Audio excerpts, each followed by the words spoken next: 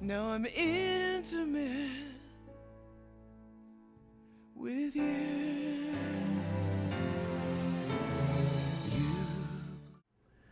The reason I titled the album Intimate is because the album is intimate. I mean, I had just finished writing my book, I Am My Father's Son, and I had felt stripped to the bone. I had felt like I exposed myself. And I carried that feeling of nakedness into this record.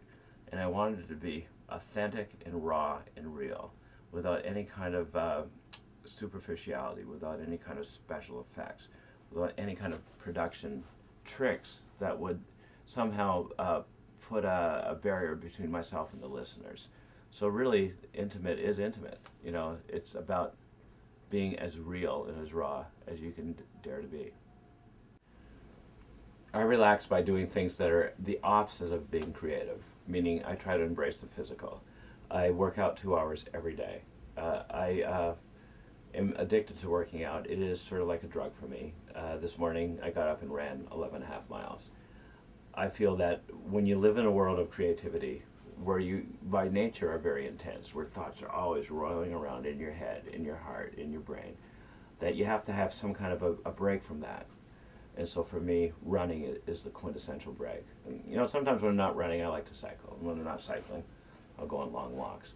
But I believe that exercise is the key to staying creative, for life. So that's my greatest relaxation, hardcore exercise. When I finished my book, I Am My Father's Son, I sent it to my old friends and producers, Matt McCauley and Fred Mullen. The three of us had combined to produce 4 worldwide platinum albums, 4 in a row in the 70s. And then due to various things that happen in people's lives, when quick success just kind of engulfs them, we went our separate ways. And the book I wrote dealt to a certain degree on what happens when you become successful really young, and how in some ways it can be a corrupting influence. I think Matt and Fred were really moved by what I had to say about our experiences as young kids, fulfilling our dreams, and then being honest about what happened to divide us. Then I sent them a demo of one of my songs, I Am My Father's Son. As I sent them that demo, I was also doing readings across Canada, and I was juxtaposing my readings, singing songs that came out of the little passages in my book. And I was so taken by how enthusiastic the audiences were. I just had no idea that people would really be that interested in me singing my songs. It had been so long since I'd done something like that. So the combination of the book audiences that seemed to really respond to me singing songs in between reading passages of my book, and Matt and Fred being so moved by my book and saying, Dan, we really should make a reunion album. It just seemed like the right thing to do. Yeah, on top of all that, I do believe that you should mix things up in life. In order to stay fresh, to stay creative, to stay passionate, you should never do the same thing for too long. One of the reasons I stopped making records is I was sick of it. I was sick of touring, and I was sick of the whole pop-making machinery. And writing songs for other artists was a wonderful 15-year break. But then there came a point when I kind of felt like, well, let's take a break from writing 150 songs a year. So the album, because I hadn't made an album for so long, just felt so fresh and new. And mostly, it was just a wonderful reunion with 2 people, Matt McCauley and Fred Mullen, who I grew up with, who taught me so much, and whom I love so dearly. I'm not really one that likes to plan that far ahead. What I have discovered, to my delight, is that I've really enjoyed performing, much more than I ever have before. Maybe it's because I don't feel the same kind of pressure I felt in my early 20s.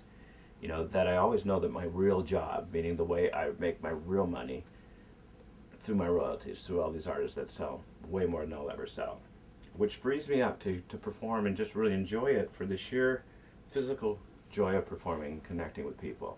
So the thing I plan to do for the next year is just perform, sing songs, stripped right down to guitar, piano. I like to do it solo, and when I'm lucky, Liz Rodriguez will come on the road with me and sing either songs we wrote or songs that we duetted together on the Intimate album, and tell stories. Because really that's what I am, as a storyteller. And really when you think about creativity, it's all about stories. When you look at a painting, it's telling a story. When you watch a movie, when you read a book. So I just think of myself as a storyteller. So really, I do almost as much storytelling in my concerts as I do sing songs. and I'm just going to keep doing that, until some strange thing that I can't predict comes up that makes me do something else. Because really in life there's only so much predicting you can do. There's only so much planning you can do. Sometimes you just sort of have to go with the moment, go with the flow, and just stay open. As each fantasy's revealed, doing everything I swore I wouldn't do, getting intimate with you.